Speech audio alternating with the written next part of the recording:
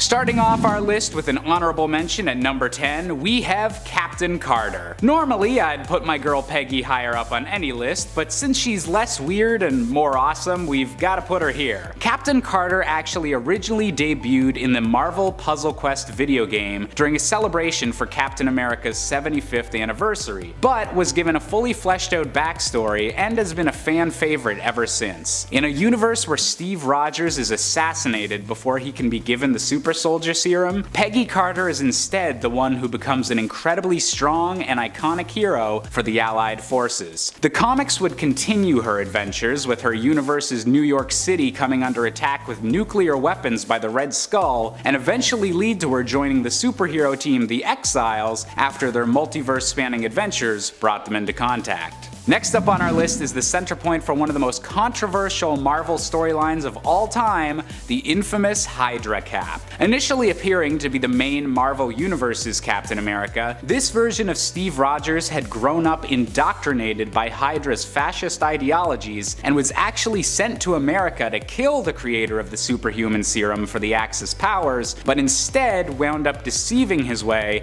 into receiving the serum himself. Having wound up in the main Marvel Universe when their Steve Rogers was rejuvenated back to his usual age in a different storyline, this Hydra Cap was able to hide his evil intentions until the pivotal moment that he declared to the world those shocking words, "Hail Hydra." Seeing one of comics' most inspiring icons twisted in such a way was definitely unexpected, and definitely earns a surprising spot on this list. Coming in at number 8, we have the blood-sucking Vampire Cap. In a universe where Captain America fought and then lost against the villain Baron Blood, soon the entire Avengers team was overtaken by his vampiric disease. Consumed with a lust for both blood and power, this Steve Rogers began a year-long killing spree that culminated in killing Baron Blood and taking his place as the new Vampire King. This version had all of the benefits of the Super Soldier Serum, in addition to new vampire abilities such as healing so advanced, he was able to survive getting decapitated when facing off against several other Marvel heroes. I guess going for the head isn't as effective as we all thought.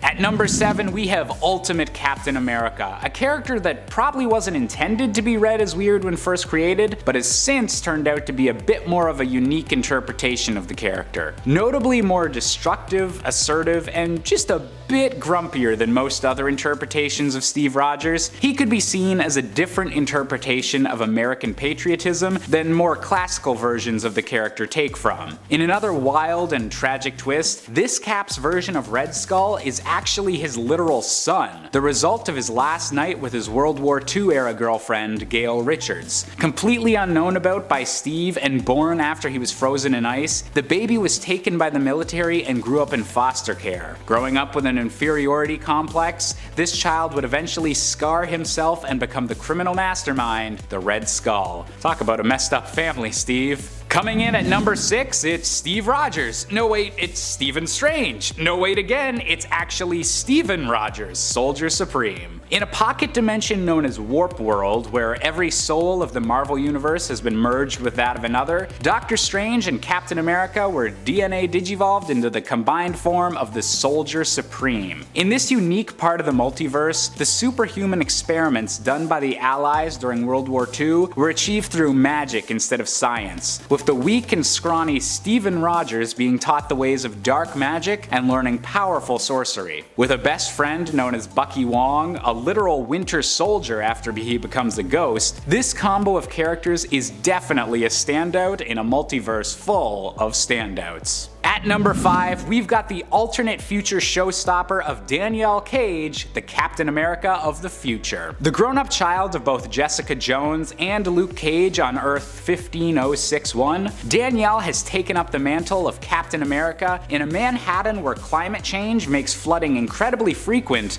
and gangs roam the streets. With her own arch nemesis in the form of the Golden Skull, Danielle Cage is also one of the physically strongest Captain Americas throughout the multiverse, inheriting both the strength-based power sets of her parents and letting her yeet that red and blue shield as hard as it's ever been thrown before. Coming in at number 4, we've got a bit of a change of rank with Colonel America, aka Zombie Cap. In a world where an infected sentry brings a zombie plague from beyond the stars, and also where Steve Rogers has achieved the rank of Colonel and the presidency of the United States, America's hero is bidden along with many of the Avengers when they try to contain the sentry situation. The Colonel is even the one to eventually bite Spider-Man on the shoulder when the younger hero tries to help. This zombified version of Steve Rogers retains all of his powers and more, surviving with half of his brain exposed until he was finally defeated by his enemy the Red Skull during a final battle over who gets to devour the corpse of Galactus. Definitely some very, very weird stuff. At number 3, we've got another character with a Dragon Ball Z style fusion in the form of Clark Kent, the Super Soldier. And no, this didn't suddenly switch over to a DC Comics themed video. In the Amalgam universe, where the Marvel and DC multiverses have been compressed and combined into one unified world by the megaversal beings known as the Brothers, Super Soldier is the result of mixing the backstories of both Captain America and Superman.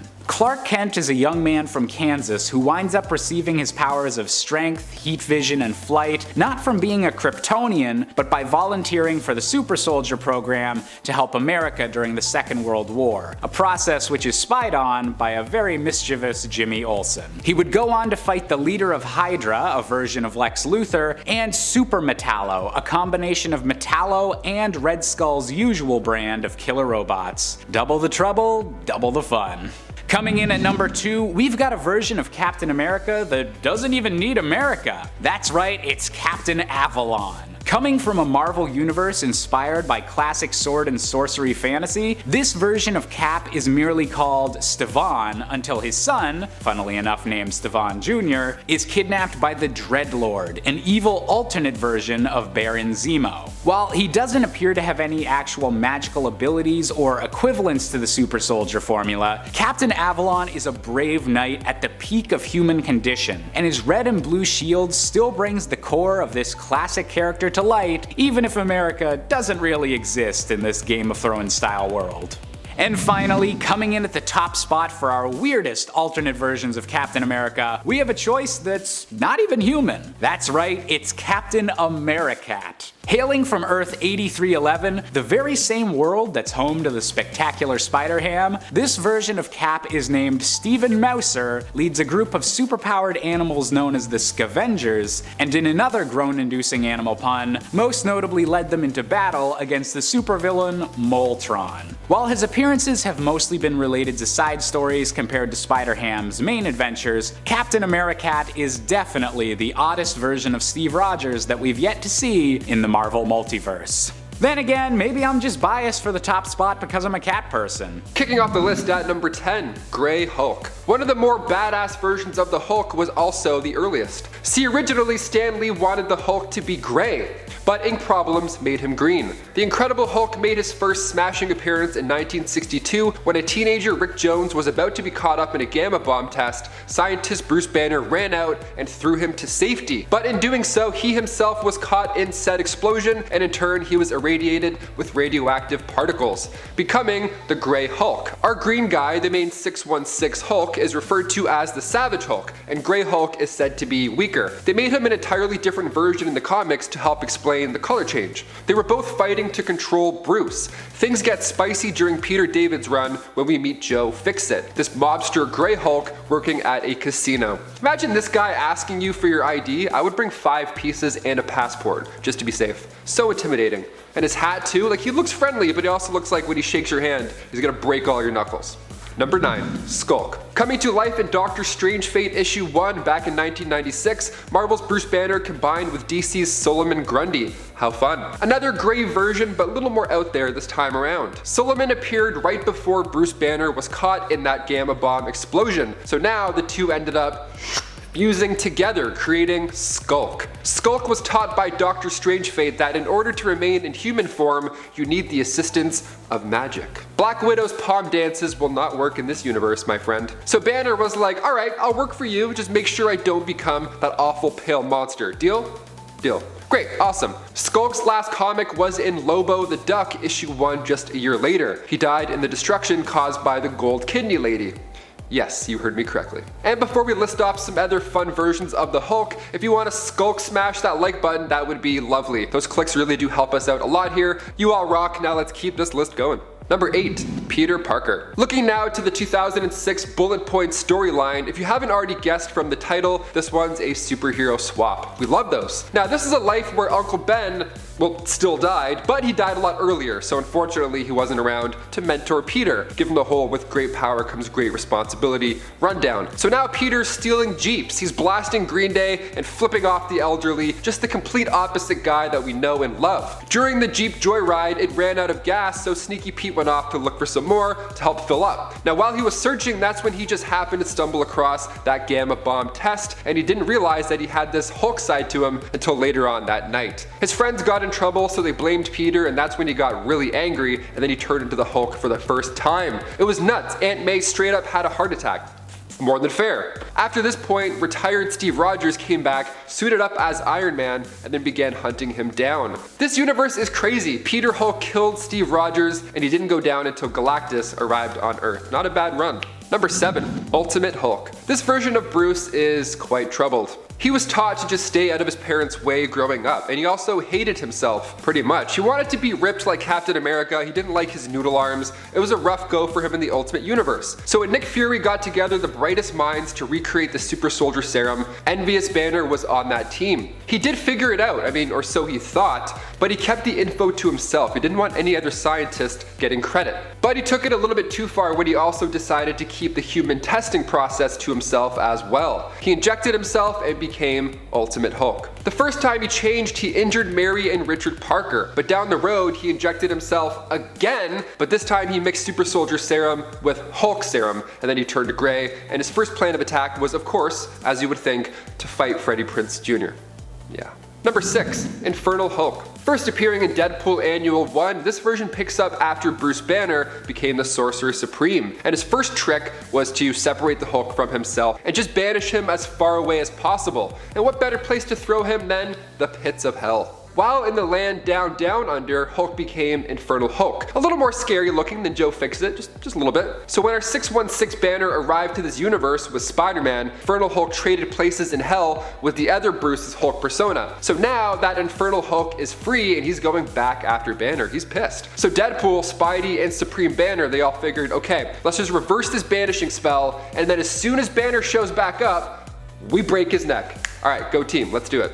Number 5, Hulk 2099. John Eisenhart this time around made his first appearance in 2099 Unlimited issue 1 back in 1993. This is the future, of course, one of many alternate Marvel futures where heroes are simply no more. But fear not, as we still have cults. Thank God, you gotta have those cults. One cult called the Knights of Banner was piquing the interest of Eisenhart, but at this point, he was this LA movie studio guy and he wanted to make a movie about these knights or this Hulk cult or whatever. They're pretty much us in the future. They worship the Hulk, they have meetings, they talk about him, they probably create top 10 lists, I don't know. But when they turned down the money and said beat it, Eisenhart wasn't happy. So he tricked one of the young members, Gawain, into spilling the beans about the cult and how they're performing illegal gamma experiments. Gawain is actually a reference to Sir Gawain and the Green Knight, an Arthurian story that combined the beheading game and the exchange of winnings. And that's exactly what happened here. John reported this cult and its new secrets, and the police raided and killed everybody. All but Gawain. So John tried to fix what he'd caused, but it was far too late.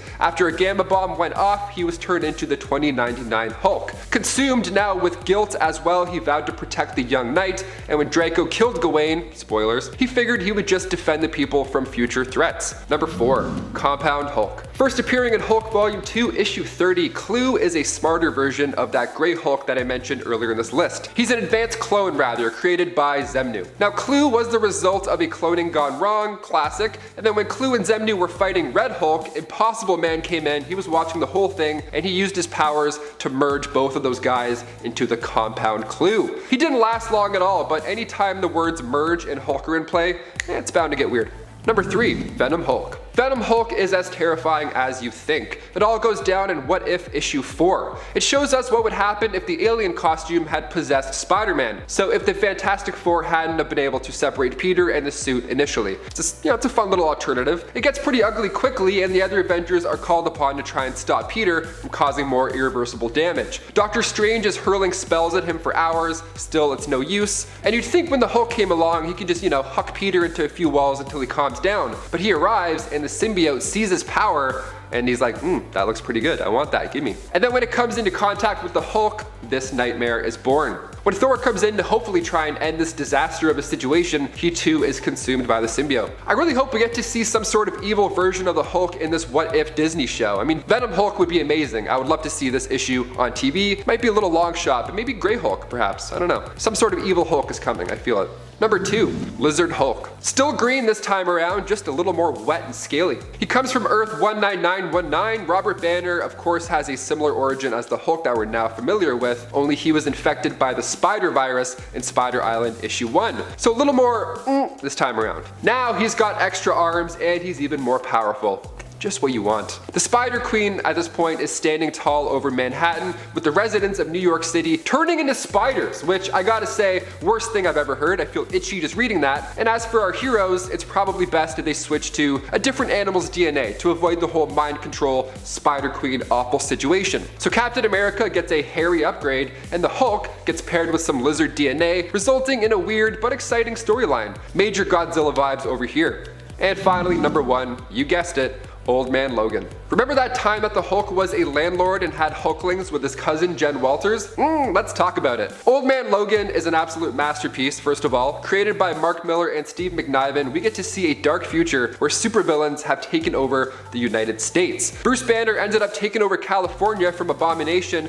and appropriately named it Hulkland. An atomic bomb over California changed Bruce up, he charged him, and now he wasn't this quirky scientist that you know and love. Now he's kind of a dick. Hulk Gang is also a treat. We have in total Bobby Joe, Charlie, Otis, Rufus, Bo, Elrod, Eustace, and of course Woody. Good old Woody Banner, what a gem. They come knocking on your door when you don't pay rent. Yeah, and you thought your landlord sucked. Think again. They're honestly evil, like they're literally evil. They killed Logan's family because they felt like it. They were bored. They whip around in style with the Fantastic Car, and then when Logan returned from his road trip with Hawkeye, well, he was a little upset to say the least. The only survivor once Logan was done with them was Billy Bob Banner. Coming in number 10, we've got Thor L. On the surface, this is a pretty cool looking superhero. Nothing too outrageous to see here. No funky animal parts, no silly gag weapons, no ridiculous shoehorning into a larger plot that may or may not make sense. Well, that last one is contestable, but we'll ignore it for now. The thing about Thor L is that he's a fusion of two famous heroes, one of which is Thor. Can you guess who number 2 is in this combination? Well, if you thought we were strictly sticking to Marvel today, you'd be wrong. Thor L is the result of Marvel and DC's crossover comics known as Amalgam Comics. Crossovers are done all the time, they're part of the wicked fun that is comic books, but to have these two Goliath comic creators cross over, well, that was something wild. Superman, or Kal-El, plus Thor. What a duo! In this enormous universe-connecting event, many new heroes were born. Thor-El wasn't the only crossover character created, but this is definitely new ground for both these supers involved. He's very blue this time around, thanks to the Superman here being Blue Energy Superman, and has a big-ass T on his chest thanks to Thor.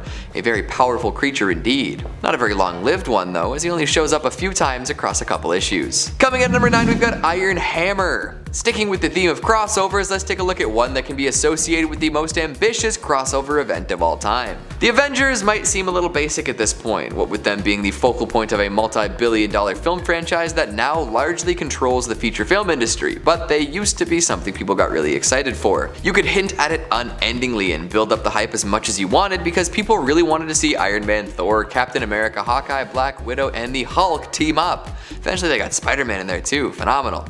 A blast and a half, absolutely. But what happens when you quite literally cross some famous characters over?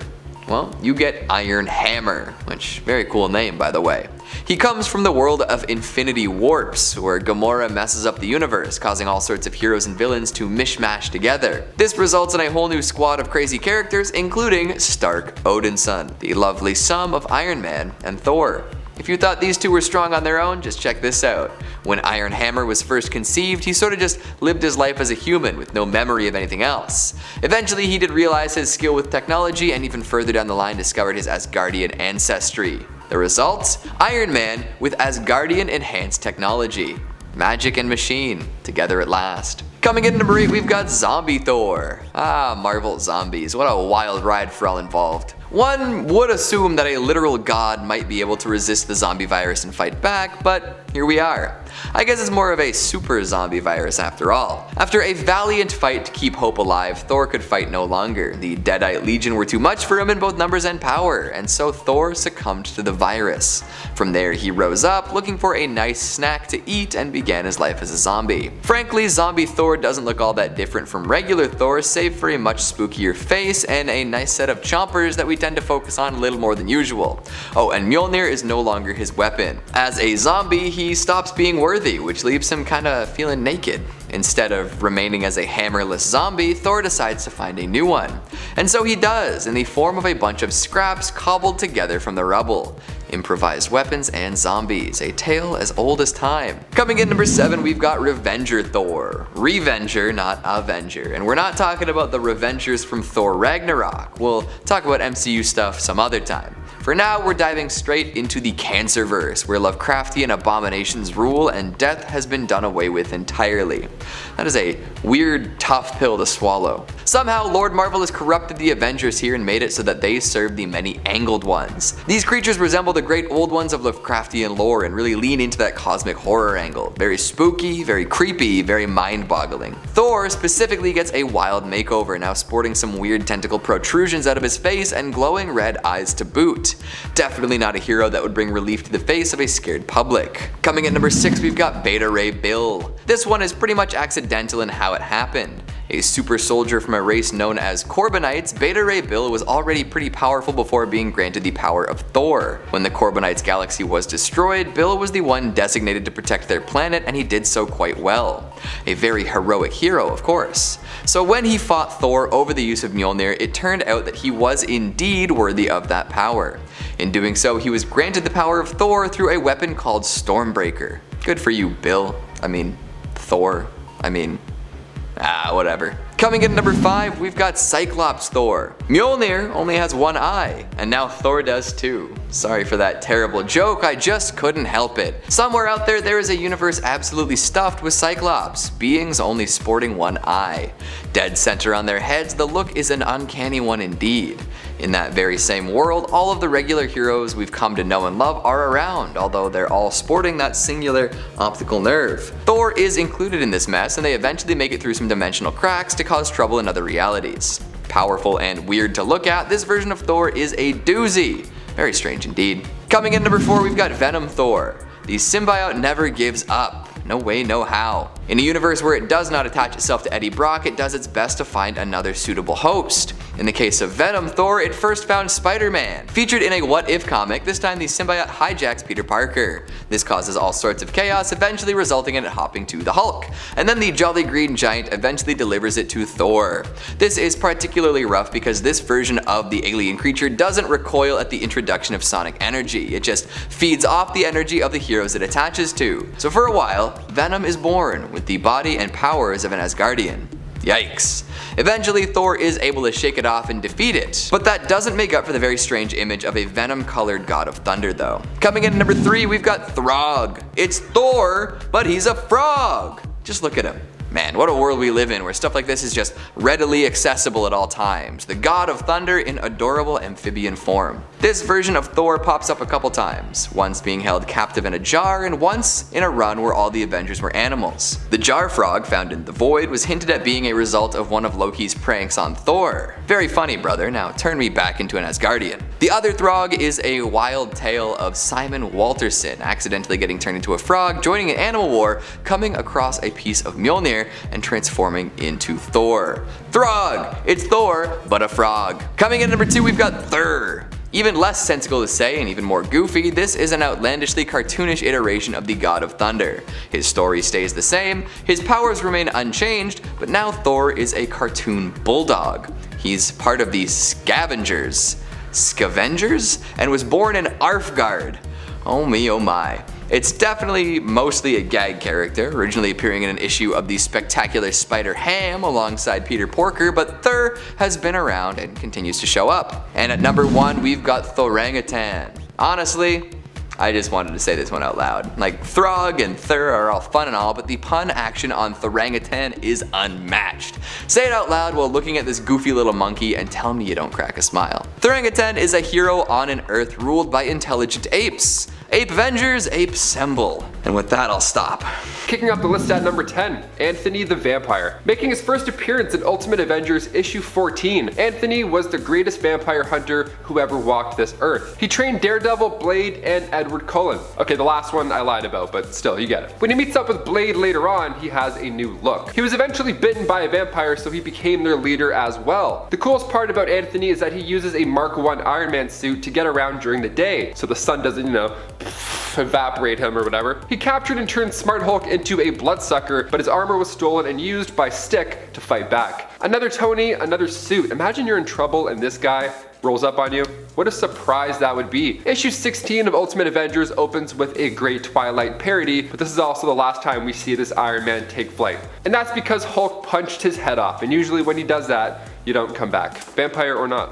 Number 9, Iron Lantern. From the Amalgam comic universe, Iron Lantern is of course a millionaire who is in charge of Stark Aircraft. While he's working on a flight simulator, it straight up took off and flew him somewhere else. Best simulator ever, if I do say so myself. Then he crash landed on the ground, injuring Stark, and he realized he was brought to a crashed alien spaceship. That spaceship belonged to none other than Roman Sur, who died before getting a chance to talk to Hal Stark. Not being in the best condition, obviously, after the rocky landing, Hal started working with his newfound tech on a new suit, hopefully to save his life. The Green Lantern upgrade of his suit saved his life for sure, but it also gave him the power to create anything out of green energy. He used a battery that reminded him of a lantern to do so. And then he went on to fight the aliens that had shot down Roman Sur and continued fighting enemies such as Madame Sapphire and Mandranesto, who, yes, you already know exactly what I'm talking about. Before we continue on with this list, if you want to go ahead and give us a thumbs up, that would be great. It really helps us out here quite a bit. You're the best. Thank you so much for watching. Let's get right back into this list of weird Iron Mans. Number 8, Lord Iron. Coming from Marvel 1602, Lord Iron was amongst the other heroes who rose to fame,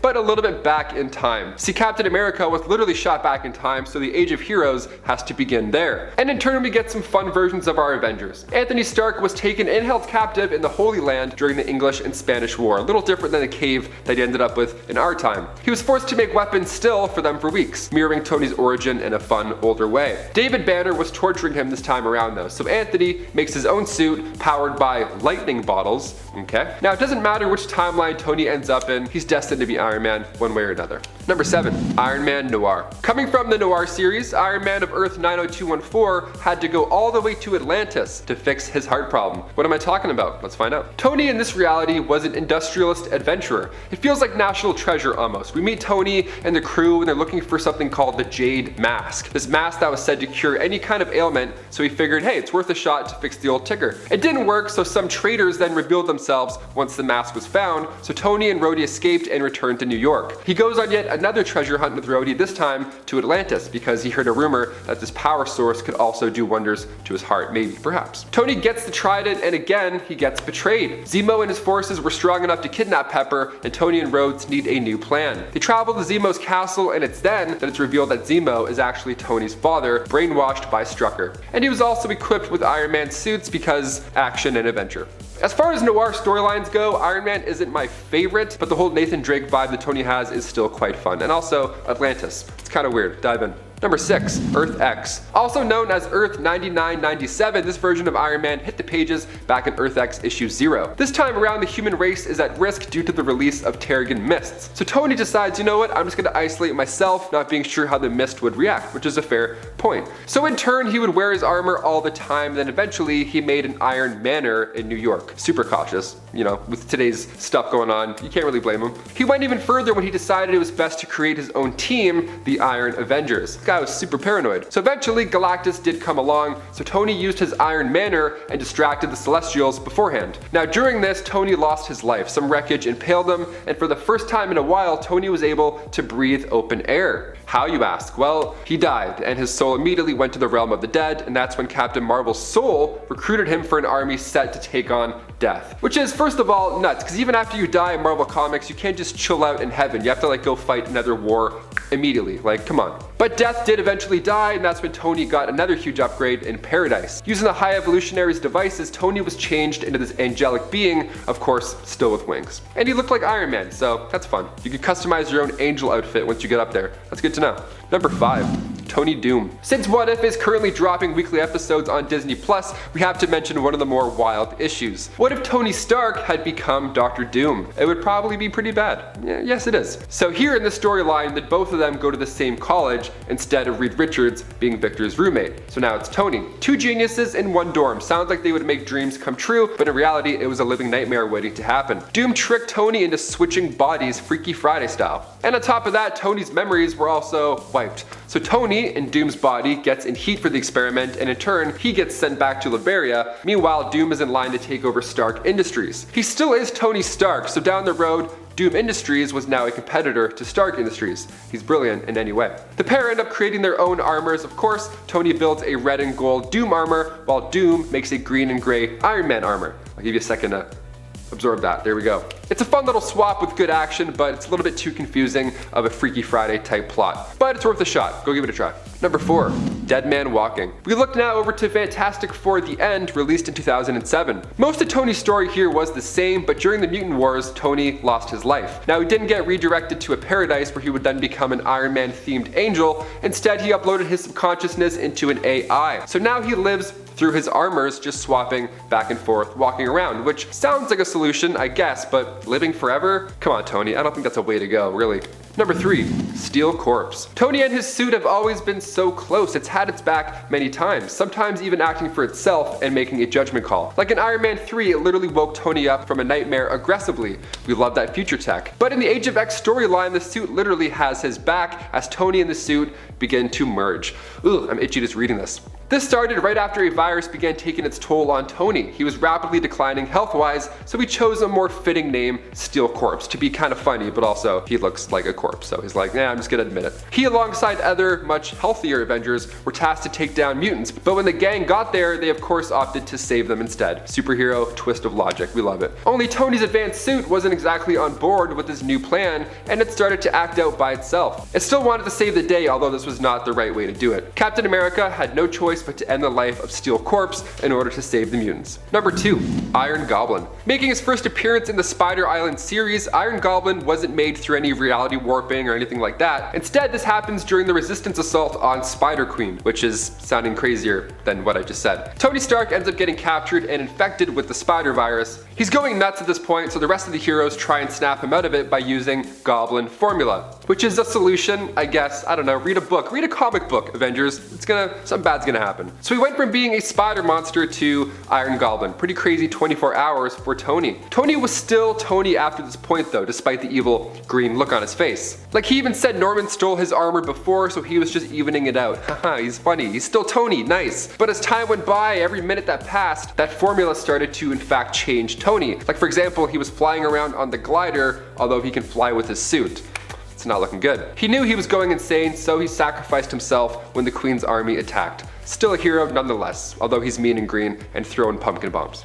And finally, number 1, Iron Hammer. Coming from Warp World, Iron Hammer, aka Stark Odinson, first came to life in issue 3 of Infinity Wars. So when Gamora had the Infinity Stones, she trapped everybody's soul in the Soul Gem, and then folded the universe in half, which resulted in all of our heroes merging together. Pretty fun. So rightfully referred to as Warp World, we soon get to meet Soldier Supreme, Ghost Panther, Weapon Hex, and Iron Hammer. Stark Odinson in this pocket universe is the son, of course, of Howard Odin, chieftain of Asgard. He has the Iron Hammer armor, and of course he has a massive literal hammer of the gods to get the message across. Being a combination of both, he can face powerful villains like Stain Odinson, who is a blend of Loki and Obadiah Stane, and even Madam Hell, one of the coolest looking versions definitely, and also one of the more powerful. A great note to end on. Kicking off the list at number 10, Dark Claw. Coming from the Amalgam universe, where DC and Marvel combine powers figuratively and literally, we get a Wolverine-Batman double whammy. First appearing in Legends of the Dark Claw issue 1 back in 1996, at just age 5, young Logan Wayne witnessed the death of his parents, so now we have that Batman origin right off the bat to lay the foundation. Good stuff, always promising. And then Logan Wayne was sent to live with his uncle in Canada. But after poachers ambushed his home, we have even more family members biting the bullet. So far, so sad. Okay, so Logan Wayne enlisted then in the Royal Canadian Air Force and soon after the Weapon X program. This is all starting to sound a bit familiar, I bet. That's when the Wolverine origin comes in. Logan Wayne got the adamantium treatment, but it was a failure. In a way, kind of. Because Logan wasn't this mindless brute like he was in the comics. See, now he kept his sanity. So now we're starting to get more of a positive vibe, which is good for a good start of this list. Afterwards, he was a free man, so he studied criminology, forensics, gymnastics, martial arts, anything he could get his hands on, including the 127 major styles of combat. That mixed with the claws, Logan Wayne is somebody I never want to cross paths with, either as Batman or just Wolverine. Either way, I'm like, no, you guys are both gonna kill me. And before we continue on with this list, if you want to go ahead and give this video a thumbs up, support our man Wolverine. He is Canadian, we are Canadian, only makes sense. Really hit those thumbs up. You guys are the best. Let's get back to the list. Number 9, Wild Thing. For this one, we go over to the MC2 universe where Elektra married Wolverine and soon after came a child, of course. That daughter was named Rena Logan, and if that name doesn't ring a bell, she's also called Wild Thing. Marvel's MC2 imprint quickly gained momentum after What If, issue 105, which introduced us to a universe full of other super kids. Wild Thing's powers are very similar to her father's, obviously. I mean, even just by looking at her, you could probably make a guess who she's an offspring of. All that aggression, you're like, okay, it's definitely Wolverine. She also possesses the power of regenerative healing and super strength, but what makes her stand out really is the psychic claws. Instead of adamantium claws, she has minor psionic abilities that allow her to manifest her own claws, but if she focuses hard enough, if she really thinks, she can have claws, real life claws like her father, and dish out physical damage too. Mental, physical, she's got you beat in both realms. Number 8, Hydra Wolverine. Hearing Cap say "Hail Hydra" in Endgame was a wild moment to witness in theaters. Steve using future knowledge to save the day instead of kicking everybody's ass in the elevator, whilst tipping his hat to comic book fans. It was a nice moment, beautifully written in. In Exiles issue 92, we get to see Logan turn sides briefly as well. In this reality, Wolverine is a Hydra agent and the Invisible Woman is Madam Hydra. And to make things even more strange, they're both lovers. Yeah, this odd couple here alongside Slaymaster left their reality after fighting the Exiles, and they tried to conquer the multiverse. Hydra Wolvie wasn't around too long, for he was actually brutally taken out by the Cat with his own claws in New Exiles issue 12. Number 7, Captain Logan. Coming from the Noir series, Earth 90214, Jim Logan was a detective. Much like our 616 Logan, his past was also troubled. His partner was his half-brother named Dog Logan, who has the brains of a bedbug and the manners of a gutter rat. And that's in his words, not mine. His origins are a little bit messy when it comes to the Noir verse, because in X-Men Noir, Mark of Cain, Wolverine's origins are that of a bootlegger whose past is never really touched on. All we know is that he's a former lover of Jean Grey, and that he was the one who took out Scott Summers' left eye. But here in Wolverine Noir, he's a detective with a gritty Catholic past. Either way, the Noir versions of Wolverine is quite dark, and although his claws aren't built in this time around, he still has them as a weapon of choice. Real Freddy Krueger style, I like it. Number 6, Weapon X. One of the more extreme versions of Wolverine, Weapon X came from the Age of Apocalypse storyline, and the first time we meet him is in X-Men Alpha issue 1. Weapon X was a member of the X-Men, only this time around Magneto is running the team. How lovely is that? He's great. One of the most notable differences between this Logan and others is that Weapon X is missing a hand. He had battled Cyclops, and although he lost it in the fight, Logan can still use claws on that arm. Now in this reality, Weapon X was married to Jean Grey, so a little light in this warped reality. Love still exists out there, it's true. He later on became Weapon Omega, aka the heir to Apocalypse, so it's really not that great. There's love, but there's also evil stuff. Number 5, Zombie Wolverine. We're just a day out from another episode of What If on Disney Plus, and we're all so excited, and I'll be honest, a little bit nervous because those zombie Avengers are still superpowered and they're still on the way. Zombie Wolverine first appeared in Ultimate Fantastic 4 issue 22. Now at the Xavier Institute, Wolverine and the X-Men were taken on a zombified Alpha Flight when Magneto came in to save the day. He was part of the crew that went to fight off the remaining horde, but I did introduce him as Zombie Wolverine, so yes, he was sadly infected. Wolverine was bitten by zombie Hawkeye and zombie Cap, and after he turned into one himself, he defeated and then ate the Silver Surfer. An afternoon snack quickly gave Wolverine cosmic powers, quite the upgrade. It's a gory good time. If we had X-Men in the MCU right now, the zombie episodes would have been so much better, but we can't complain, it's still good stuff. Wolverine is a main character in the Marvel Zombies Dead Days and a minor antagonist in Marvel Zombies vs. Army of Darkness. If you haven't read either, I recommend you read both of them. Read all the zombie comics. I shouldn't have to sell you on how cool zombie superhero comics are. You know? Number 4, Mr. Murderhands.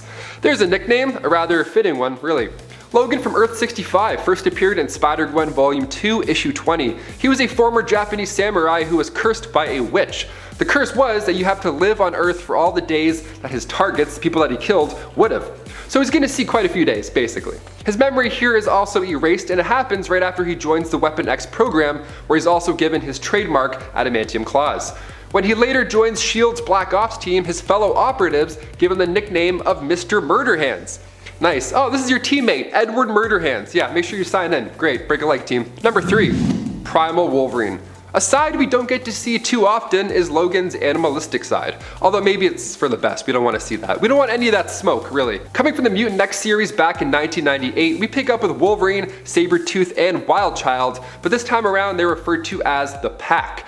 Now in this story, Logan still goes crazy after Weapon X does their thing, but this time he's not alone. Sabretooth and Wildchild also endure these crazy experiments, each of them also going primal in the end. Now the 3 of them end up roaming the Canadian wilderness like an actual pack. But this pack is one you want to avoid. They end up going nuts by the end of the comic, like I said, but while they're in the wild, they did see other mutants, and in turn they all worked together for a hot moment to figure out what was happening in Weapon X. They have the right idea, but those animalistic impulses are just too powerful. Messy. Number 2, Old Man Logan. Mark Millar's Old Man Logan begins in Volume 3 of Wolverine on issue 66, and this is a future where supervillains have sadly won for the most part. Hulk and She-Hulk had kids, the Hulklings, who would beat the crap out of you if you didn't pay rent. So yeah, it's an odd future to say the least. Everybody has their own territory, so Logan now has to pay up for living in his. Hawkeye, who was much older and this time around he was blind, needed Logan's assistance to get across the country and deliver a secret package. This was a way Logan could get some of that rent money, so let's do it. Just talking about Logan paying rent money is a weird thing. When they get back from their trip, things have changed drastically. Now Hulk Gang actually took out Logan's family because, you know, they were bored. And that's what people do when they're bored in this dark future. No more games, no more talking. Now it's time for Logan just to get payback. Simple as that. Alternate reality, same temper. Logan gets Banner, he gets him right through the chest, so naturally he hulks out. And then when Hulk eats Logan, you think that would for sure be the end of it, but that's when Logan pops out from inside Banner. Surprise, we're gonna throw up. And finally, number 1. Old Man Venom. Coming from Edge of Venomverse issue 4, we see Logan get captured by Angel, who is Archangel in disguise, and Hulk Jr. This story played out differently than the Old Man Logan storyline because this Wolverine told Bruce Banner Jr. what happened to his father. Archangel took Logan to the danger room of the X-Mansion, and that's where he and Bruce Jr. just ambushed him. Wasn't very happy this time around, although the first one wasn't really happy in any way, I guess, either. Bruce Jr. had this idea that maybe if he kills Logan, he can then use his DNA and create symbiote hybrid clones, but what ended up happening was Logan fought a Venomsaurus Rex, that same T-Rex from the original Old Man Logan storyline. The same one we see chasing Hawkeye and Logan. So he fought it, got eaten by it, and then considering the fact that Logan was eaten by the Hulk and ripped his way out, we already know that this is gonna be much better. He comes out better than ever. The symbiote ends up bonding with Logan in the T-Rex tummy, giving us a pretty exciting extreme upgrade. He rips his way through the dinosaur and subsequently rips his way through his enemies.